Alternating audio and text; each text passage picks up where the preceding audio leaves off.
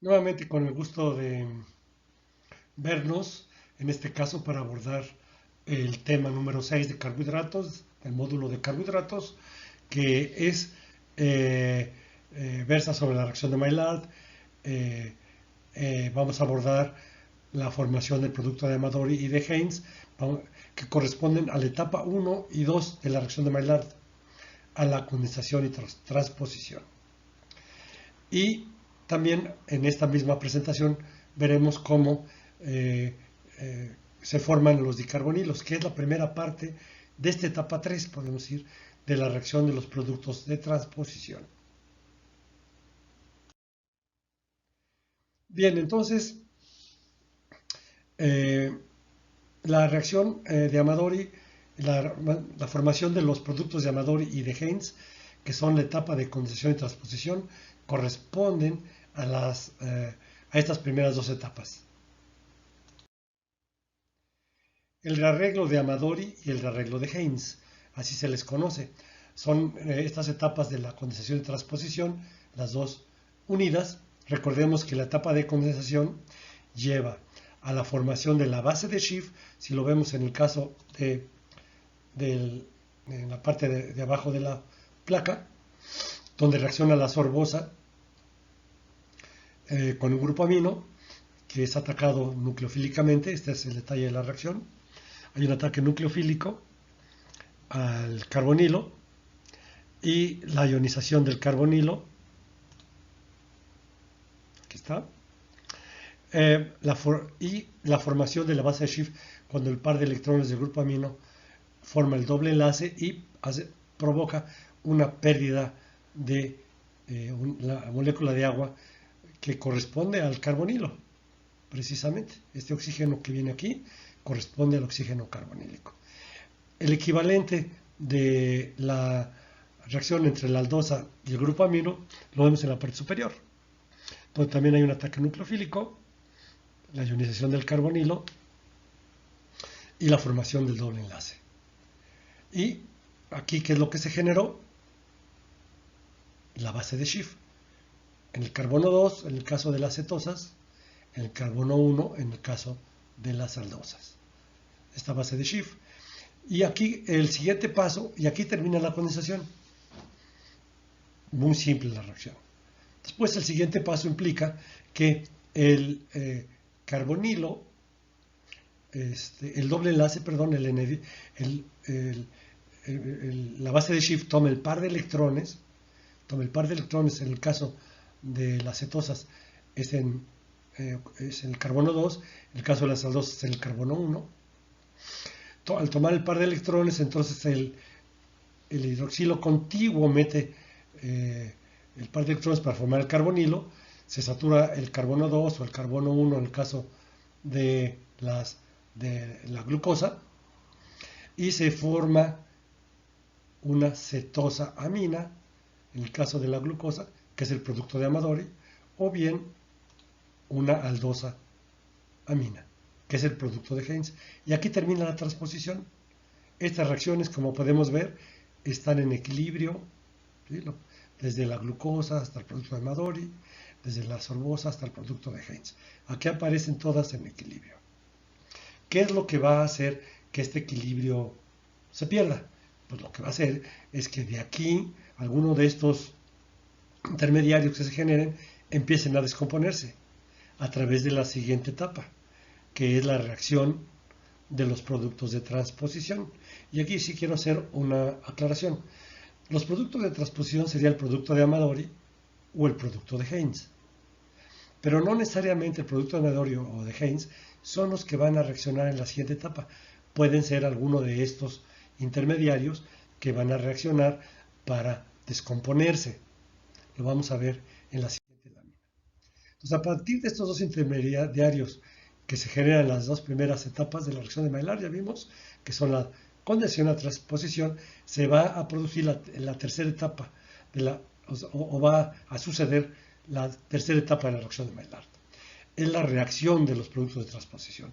Y como primera parte o primera fase de esta tercera etapa es la formación de 1,2 dicarbonilos y 2,3 dicarbonilos. Y a partir de este 1, 2 y 2, 3 dicarbonilos se van a generar numerosos productos. Nosotros nada más vamos a abordar la formación de los productos heterocíclicos de deshidratación que ya hemos visto previamente, en particular en la presentación donde vimos la degradación térmica de azúcares, de carbohidratos, de monosacáridos. ¿Sí? Pero recordemos que ahí no participaron los grupos amino. O sea, aquí tenemos hidroximetilfurfuraldehído, hidroxiacetilfurano, maltol, isomaltol, que se formaban cuando se tratan térmicamente en condiciones ácidas los carbohidratos. Aquí no se requieren ni tratamientos térmicos ni pHs ácidos, pero sí se requiere la presencia de grupos amino. Eso tiene que quedar claro. Bien, vamos a ver entonces en una primera etapa la formación de 1, 2 y 2, 3 dicarbonilos. Recordemos que eso ya corresponde a la etapa 3 de la reacción de Maillard. Entonces, veámoslo primero a partir del producto de Amadori, esta formación de 1, 2 y 2, 3 dicarbonilo. Bien, aquí tenemos esta es una reacción, una red de reacciones, ¿sí? que quiero yo describírselas para poderlas entender. Aquí tenemos el producto de Amadori, ¿sí? Que se genera a partir, recordemos, de la reacción de una aldosa con un grupo amino. Antes de la formación del producto de Amadori, un intermediario previo es la base de Schiff, ¿sí? Es el producto de la condensación. Cuando en este caso la glucosa, porque aquí esta es la estructura de la glucosa, el hidroxilo del carbono 2 está a la derecha, en el 3 a la izquierda y en el 4 a la derecha. Bien, este es un intermediario, es el producto de la condensación. El producto de la transposición es el producto de Amadori. Bien, a partir de la base de Schiff, veamos la parte de abajo, ¿no? A partir de la base de Schiff, ¿sí? Se forma el 1,2-enaminol, ¿sí? Tanto como en la formación del producto de Amadori, como de la degradación subsecuente. Nada más que para la formación del producto de Amadori, pues el hidroxilo del carbono 2 es el que mete el par de electrones y el corrimiento del doble enlace va hacia el carbono 1 y aquí tenemos el producto de Amadori. Pero también recordemos que este doble enlace hace que estos dos carbonos estén en una conformación sp2 y también el grupo amino puede meter el par de electrones. ¿Qué es lo que aquí ocurre? Entonces el doble enlace se corre hacia abajo, se pierde agua en el carbono 3, se forma un segundo carbonilo o un segundo doble enlace con oxígeno. Ahora en el carbono 2, aquí tenemos la base de Schiff, se corre nuevamente el par de electrones hacia la parte de abajo de la molécula, se pierde una molécula de agua, ahora en el carbono 4, y aquí el grupo amino toma el par de electrones donde está la base de Schiff, ¿verdad? Toma el par de electrones, permite la sustitución nucleofílica con una molécula de agua, que ya integrada aquí facilita la liberación del grupo amino. Aquí sale el grupo amino libre y aquí ya tenemos la formación del 1,2 dicarbonilo insaturado, que es el que nos lleva, como ya con las mismas reacciones que vimos previamente, en condiciones ácidas, en tratamientos térmicos ácidos, nos lleva a la formación de hidroximetilfurfuraldehído. Recordemos que aquí lo que ocurre es una ciclación primero del ataque del hidroxilo del carbono 5 al carbono 2 y después la pérdida de agua, ahí se forma un ciclo furanósico y hay una pérdida de agua del el oxígeno ionizado del carbonilo 2 y la formación de un doble enlace, y eso lleva a la formación de hidroximetilfurfuraldehído. Entonces está claro, son las mismas reacciones que vimos previamente. Bueno, el producto de Amadori que se genera a partir de la base de Schiff, pues no hay mayor problema. Aquí el intermediario que se va a generar es el 2,3-enediol, que implica que el carbonilo de la cetosamina se ionice, pero en este caso avance hacia la formación de un 3-enediol debido a que el protón del carbono 3 se pierde y forma aquí un 2,3-N-diol. Este 2,3-N-diol que tenemos aquí puesto, pues puedes sufrir dos distintos transformaciones. Uno es que se forme un carbonilo en el carbono 3, perdón, y el doble enlace se desplace hacia la parte de arriba de la molécula con la pérdida de una molécula de agua en el carbono 1. Después aquí se forma el segundo carbonilo, ¿sí? Bueno, aquí no se pierde agua, perdón, sino que se libera el grupo amino. Se forma el segundo carbonilo en el carbono 2, se satura el metilo del carbono 1, y aquí tenemos el metil, la formación del metil alfa 2,3 dicarbonilo, que si ustedes recuerdan es el precursor de la formación de maltol isomaltol, con la pérdida, primero una pérdida de un hidroxilo del carbono 5, cuando se ioniza el carbonilo del carbono 3 y se forma aquí un N-diol, y cuando regresa la formación del carbonilo aquí en el carbono 3 se corre el doble enlace hasta el carbono 4 y 5 y se pierde agua. El carbono 5 ya el maltol y el isomaltol se forman cuando el hidroxilo del carbono 6 ataca, se cicla con el carbono 3 o con el carbono 2. Bien, el otro camino que puede seguir este 2,3-N-diol es que en lugar de que se forme el primer carbonilo en el carbono 3 y después en el carbono 2, pues lo inverso, que primero se forme en el carbono 2 y después en el carbono 3, ¿verdad? Y entonces esto implica que primero se pierde una molécula de agua en el carbono, en un carbono y después en el otro carbono, en el carbono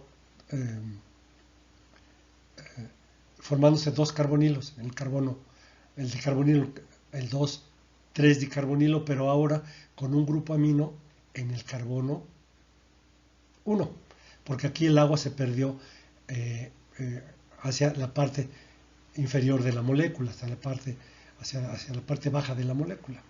Entonces aquí lo que ocurre para la formación del hidroxiacetilfurano es que el grupo amino toma su par de electrones y permite la entrada de una molécula de agua y se forma el hidroximetil alfa 2,3 dicarbonilo insaturado, que lleva a la formación, cuando se cicla y se pierde otra molécula de agua, del hidroxiacetilfurano. Entonces en esta lámina se presenta cómo se desarrollan los dicarbonilos a partir del producto de Amadori y de la base de Schiff, precursora del producto de Amadori. Ahora veamos cómo se forman el 1, 2 y 2, 3 dicarbonilos, pero ahora a partir de la base de Schiff del producto de Haynes. Aquí lo tenemos, aquí está la base de Schiff del producto de Haynes. Aquí el producto de Haynes no va a aparecer. Esta es la base de Schiff. ¿Sí? El grupo amino forma un doble enlace con el carbono 2. Entonces, aquí tenemos esta misma base de Schiff que lo que sufre es la ionización del grupo amino de la base de Schiff, pero la pérdida del hidrógeno del carbono 3 o del carbono 2 para formar, en este caso, si vemos en la parte de abajo, un 1,2 en aminol, ¿sí? Cuando el grupo amino se ioniza, se forma el 1,2 en aminol, y ya que se formó el 1,2 en aminol, se forma el carbonilo en el grupo 1, en el hidroxilo del carbono 1, se pierde agua en el carbono 3, se forma la base de Schiff nuevamente en el carbono 2, se pierde ahora agua en el carbono 4, y el grupo amino de la base de Schiff toma el par de electrones, y después permitiendo la entrada de una molécula de agua, y vuelve a tomar el par de electrones el grupo amino para liberarse como el grupo amino libre, y ya se formó 1,2 dicarbonilo, que nuevamente por el mecanismo que dijimos en la lámina anterior lleva a la formación de HMF, hidroximetilfurfuraldehído, una ciclación y una pérdida de una molécula de agua. Este mismo mecanismo de ionización de de toma de par de electrones de la base de Schiff, en lugar de que se pierda el protón del carbono 1, pues se pierde el protón del carbono 3, formándose un 2,3-enaminol. Este 2,3-enaminol, bueno, pues puede sufrir las dos reacciones. Una es que el primer carbonilo se forme en el carbono 3, corriéndose el doble enlace hacia arriba. Aquí se pierde agua en el carbono 1. Se vuelve a formar la base de Schiff en el carbono 2, saturándose el carbono 1. Y aquí, cuando la base de Schiff toma el par de electrones, permite la entrada de una molécula de agua. Y después esta una molécula de agua facilita la salida del grupo amino, ¿sí?, del carbono 2, y ya tenemos la formación del metil alfa 2,3 dicarbonilo, que recordemos lleva a la formación de maltol isomaltol previo a la pérdida de una molécula de agua en el carbono 5, con la formación de un N-diol entre el carbono 3 y 4, recordémoslo eso, y después la ciclación y la pérdida de una molécula de agua, ya sea del carbono 2 o del carbono 3, y eso lleva a la formación de isomaltol y maltol. La formación del HAF pues implica que primero se forme nuevamente la base de Schiff en el carbono 2 para que ocurra la pérdida de agua en el carbono 4, después la segunda, como se va a generar aquí un doble enlace entre el carbono 3 y 4, se forma un hidroxilo. El hidroxilo del carbono 3 forma el carbonilo y se corre otra vez el doble enlace y se pierde agua en el carbono 5. ¿Qué es lo que ocurre después? Que el grupo amino toma el par de electrones, permite la entrada de una molécula de agua y la liberación del grupo amino cuando se forma el carbonilo, el carbono 2, y el precursor, ya se formó el hidroximetil alfa 2,3, hidroximetil alfa 2,3 dicarbonilo insaturado, que lleva a la formación de hidroxiacetilfurano. Estas reacciones las vimos con detalle a partir de los dicarbonilos en la presentación donde se hizo la revisión de los mecanismos que sufren los carbohidratos cuando son tratados térmicamente en condiciones ácidas, ¿sí? Las reacciones subsecuentes son las mismas, pero esto que ocurre, todos estos mecanismos que ocurren previos, son la diferencia con la reacción de Maillard, ¿sí? ¿Por qué? Porque en la reacción de Maillard tenemos grupos amino que primero sufren condensación, transposición, y a partir de ahí se generan estos intermediarios, ¿no?, estos dicarbonilos, que son ya después transformados a HAF, isomaltol, maltol y HMF. Vamos a ver un resumen de la formación de los 1,2 y los 2,3 dicarbonilos a partir de los productos de Amador y de Haynes. Aquí, sobre el anotados, dijéramos, sobre la lámina inicial donde habíamos presentado el devenir de la condensación, de la transposición a partir de la reacción de un grupo amino libre de una proteína o de un aminoácido con un carbonilo libre de un carbohidrato reductor. Aquí una cetosa, aquí una aldosa. Lo primero que ocurre es la condensación, recordémoslo. En el caso de las cetosas, en la condensación se forma la base de Schiff, ¿sí?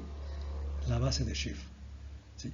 Y a partir de la base de Schiff, lo que vamos a ver, se forma el 2,3-enaminol, aquí, a partir de la base de Schiff. Y del 2,3-enaminol se forma el metil alfa 2,3 dicarbonilo y el hidroximetil alfa 2,3 dicarbonilo. Y de la siguiente etapa de la reacción en la primera etapa de la reacción de transposición, que es cuando se forma el 1,2 dicarbonilo, en el caso de las cetosas, de aquí se forma, del 1,2-enaminol, perdón, de aquí se forma el 1,2 dicarbonilo. Son las salidas, dijéramos, que ocurren de estas reacciones que están en equilibrio en las fases iniciales de la reacción de Maillard, de la condensación y transposición. Vemos que todas son flechas en equilibrio. Pero si hay salidas de este tipo, ¿sí?, hacia la formación de dicarbonilos, 1, 2 dicarbonilos, 2, 3 dicarbonilos, y que llevan a la formación de maltol, isomaltol, HAF y HMF, pues entonces van a permitir que sigan reaccionando más carbohidratos y más grupos aminos. ¿Por qué? Porque este equilibrio se va a ver desestabilizado por las salidas, precisamente, hacia estos subproductos. Lo mismo ocurre con las aldosas, ¿no?, que a partir de la base de Schiff y del producto subsecuente, que es el 1,2-enaminol, de aquí se forma el 1,2-dicarbonilo, que lleva hacia la formación de HMF.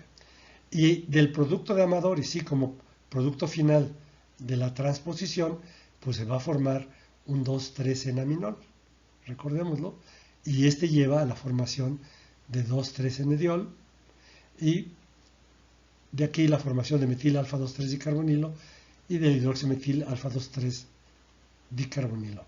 Entonces, cuando ocurre la reacción de Maillard, estos dicarbonilos siguen estas rutas. Es muy importante tenerlo en cuenta.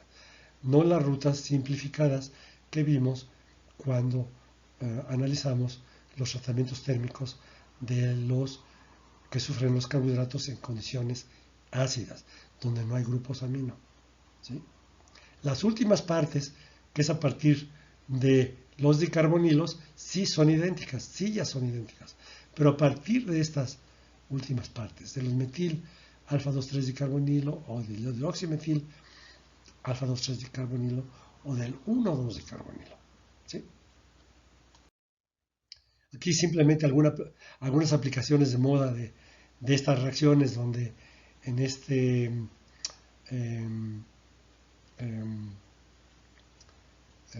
en esta serie televisiva, ¿no?, donde se habla de las galletas, y de los aromas que se generan, pues son precisamente por la reacción de Maillard, ¿verdad? Entonces, me pareció algo digno de ser comentado en este momento, dado que está de moda, ver que pues hay una química atrás de todo eso, y que es precisamente la que estamos revisando en este momento, a partir del juego del calamar, ¿verdad? Y las tareas, nuevamente las tareas del tema, que aquí se las presento, que son muy importantes trabajarlas para reafirmar los temas o los conceptos que hemos visto en este tema.